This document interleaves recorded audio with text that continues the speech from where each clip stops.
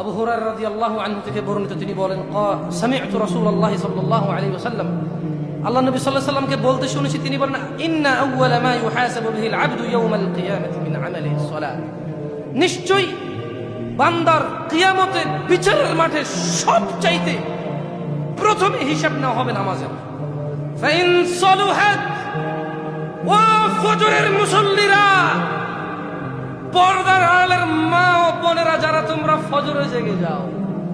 যারা তোমরা শত রান্না বান্না বাদ দিয়ে জোহর আদায় করো, তোমরা যারা বিকেলের ক্লান্তি নিয়ে আসর আদায় করো, যারা তোমরা সন্ধ্যার টেলিভিশন দেখার সময় মাগরিব আদায় করো, যারা তোমরা ঈশার সারা দিনের অক্লান্ত পরিশ্রমের পর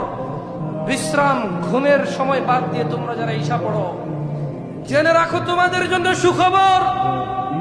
কলার ওয়ার্ক পুরুষরা, যারা তোমরা 8টা বাজে ডিউটি আছে মনে করেও ফজরে জাগো,